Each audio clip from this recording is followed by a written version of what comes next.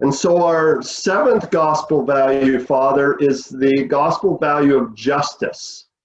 And so what do you think of when you think of justice?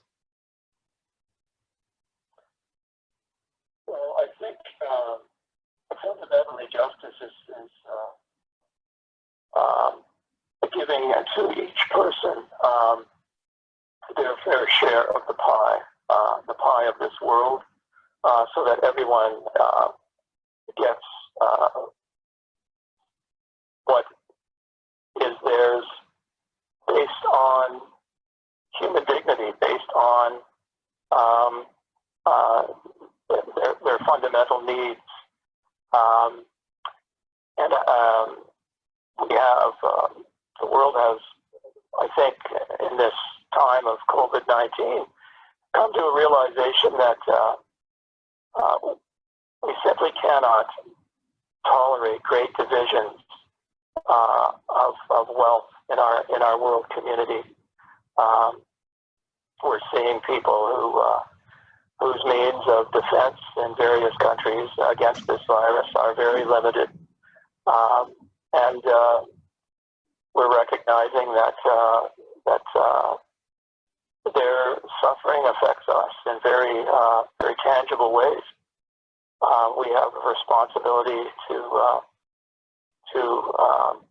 make sure that the pie is shared equally on a global basis, so that justice prevails, and so that life can flourish on our earth, and so that that people's security, the security of their person, is assured and guaranteed. That's very important. And I think, in our Catholic schools, I think we make a point of, I see in the community of our schools, for instance, how an effort is really made to create communities of justice, not harsh justice, but compassionate justice based on an understanding of the dignity of the human person, and how we have to respect differences, cultural differences, religious differences, ethnic, racial differences. As Christians, we realize that justice means recognizing the equality of all people before God. And so can you think of a way that people could show today that sense of justice?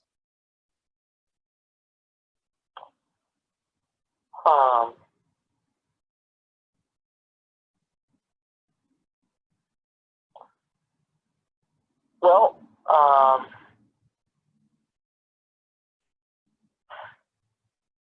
one thing that I think is very important is that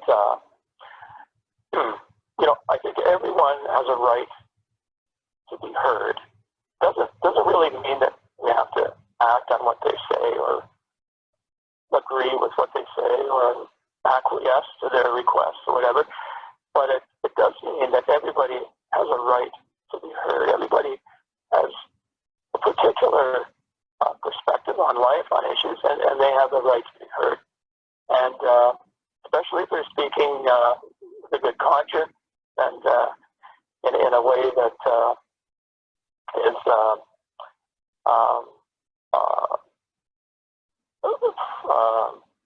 for the benefit of others, with a common good in mind, let us say. I think that's one way of exercising justice, taking the time to listen to people, really listen, to hear what they're trying to say, and not simply listening so that we can get our own 2 cents in afterwards, but trying to listen to what they have to say with the heart as well as with the mind. I think that's a great. I think that's a beautiful expression of justice. People have a right to be heard, a fundamental right to be heard. Thank you very much. You're welcome.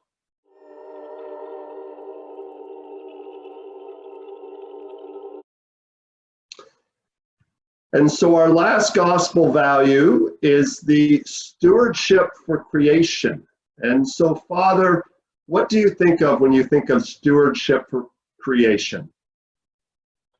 I think of the beauty of this globe. What a magnificent globe we inhabit. And you know, when you turn on your computer, I always get this ding thing, and there's always a display of some beautiful place on the planet. And while it's a little annoying, you're actually trying to get to your emails. You have to like picture first of all. It does bring home to you what an incredible globe we live in, and what a privilege it is to be given the responsibility for caring for this magnificent garden that we occupy.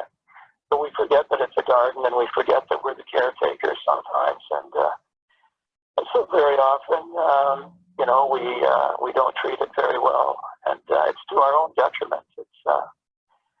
And of course, it affects the physical well-being of the poor, because often they are the ones who suffer most from the degradation that exploitation of resources sometimes brings about, and that sort of thing. And with climate change as well, it's often those who have the least resources who find themselves most profoundly affected by lack of rainfall, increasing desertification, and various other phenomena like that. So care for the environment is certainly very very important, and we're realizing that now. We're realizing that. I think the nations of the world are coming together to realize that we need to respond to the various issues related to climate change and exploitation of our resources in a way that's responsible and beneficial to the whole human community. And can you think of a way that someone could show stewardship for creation right now?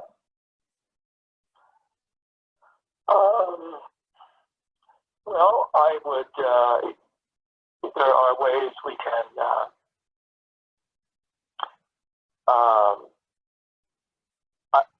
you know, we tend to live in a society that is very much based on acquiring stuff. You know, George Carlin did a really funny segment on one of his comedy routines on our obsession with stuff. You know, we have our houses are basically shelters for stuff, and we have, you know, big storage shelters that everybody rents, and so they can store their stuff there. We are so consumed with acquiring things, stuff, to the point where it's truly detrimental to our society. Our garbage dumps are full, and it's putting stress. We can't even recycle the amount of plastics we have. You know, maybe trying to show a little restraint in terms of what we buy. Do we really need this new product? Do we really need this new clothing item? You know, can we get by with what we've got for a little while longer? Just to challenge ourselves, and maybe to see ourselves in a different light. I think maybe this COVID-19 thing will have an impact on our relationship with the globe in various ways, and with our tendency to surround ourselves with so much material stuff. As I sit in my living room here, surrounded by all kinds of material stuff, but I think it's you know, we have too much. We have too much, far more than we need. I think, you know. Unfortunately, our economy tends to be based heavily on that, but on the acquisition, the sale and acquisition of stuff. But we really don't need it, and I think it's creating problems. So so try to limit yourself in terms of what you acquire, and think as well of how you can dispose of this when its lifetime is over. How am I going to get rid of this item, this appliance, this book? You know, can I give this book to that will enjoy it? So there we go. That would be my my response to that. Wonderful. Thank you very much for taking this time, Father. We certainly appreciate all your wisdom and taking the time to share with us your thoughts on the 8 gospel values. Well, thank you, Rob. I don't know if there's a whole lot of wisdom there, but it was certainly a pleasure to have this opportunity. And I wish everybody the very best.